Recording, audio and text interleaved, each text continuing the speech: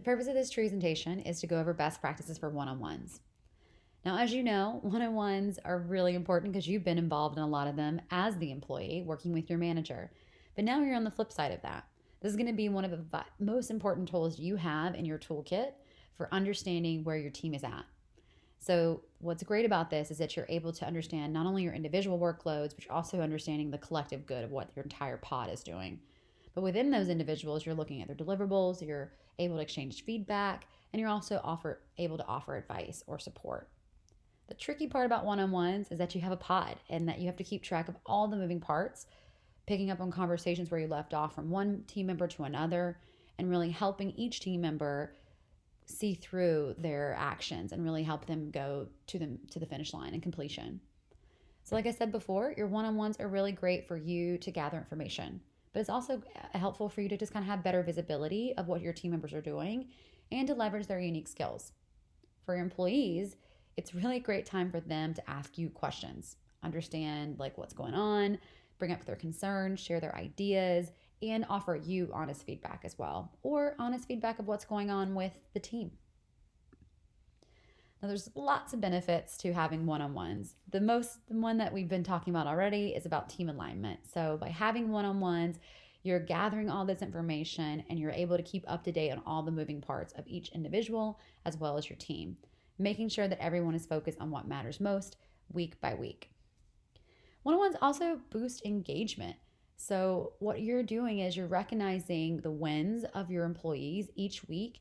These wins help connect to their sense of purpose and their motivation.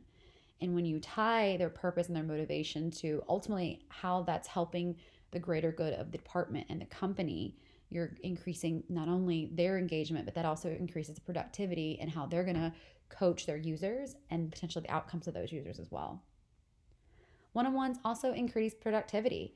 So the beauty about this is when you are working with someone during their one-on-ones, there's an actionable agenda and you're going through action items, how they've completed those tasks, how they're staying focused on those tasks.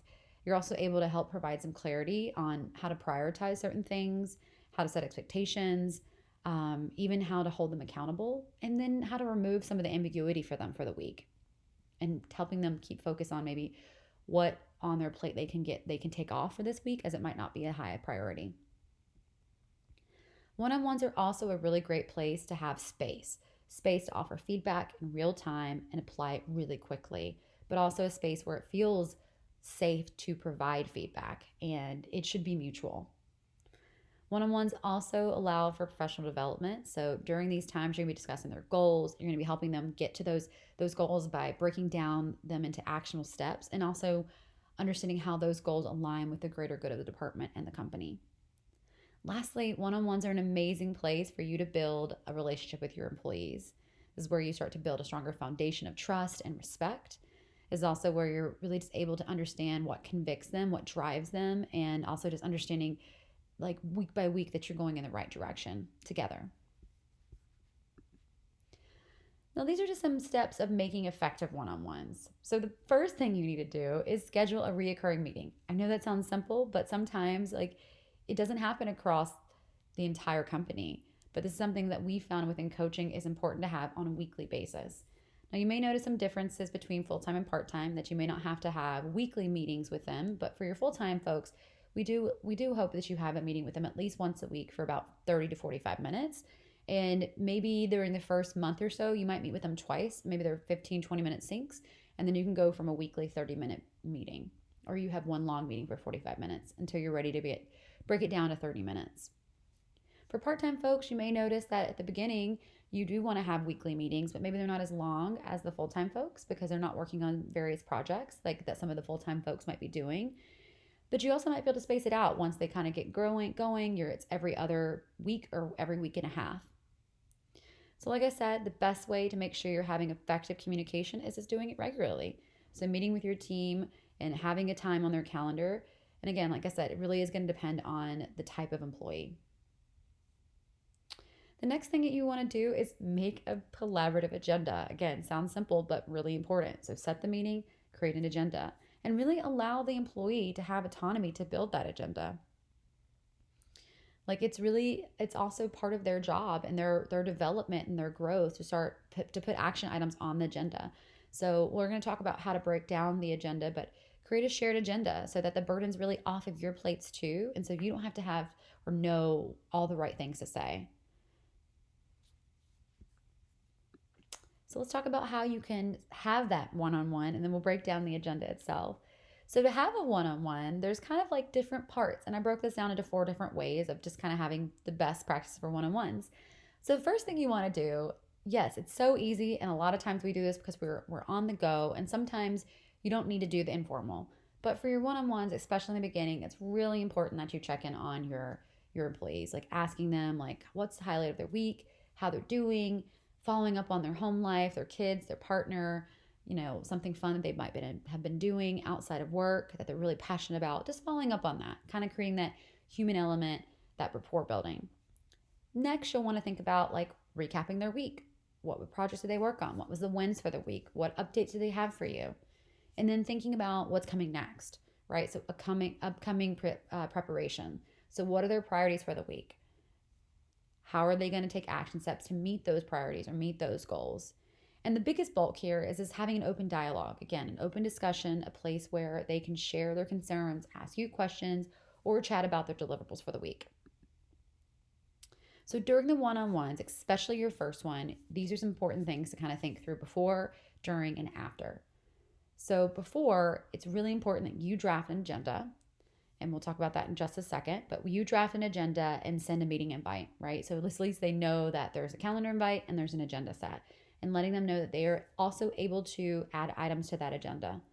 The next thing is that we want to make sure that you have sent the worksheet, so the value exploration and the goal worksheet, and that you've actually taken time to review them, because you'll want to be going through those at length with them.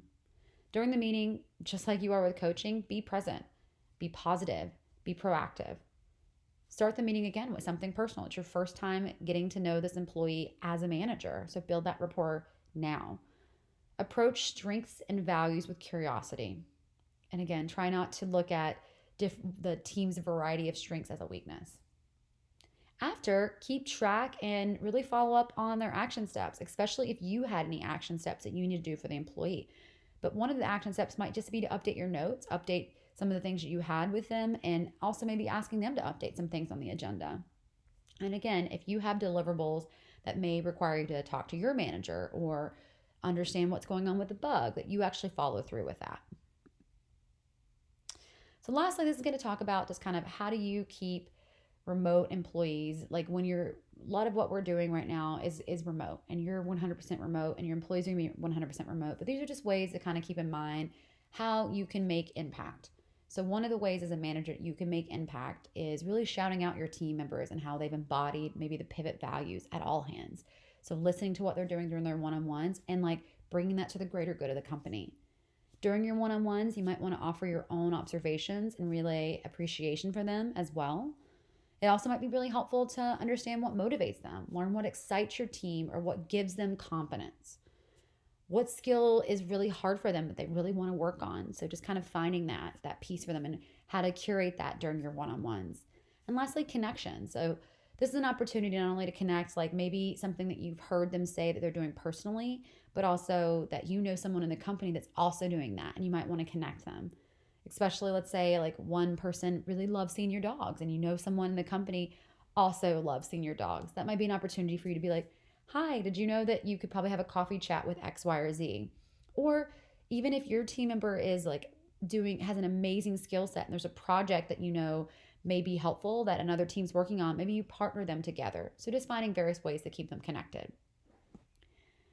So again, one-on-ones are so valuable and super, super important. And just to recap, the first thing you want to do is make sure that you set a reoccurring meeting and make a collaborative agenda. And part of that collaborative agenda is focusing on the key elements that we've discussed here. So what projects are they working on?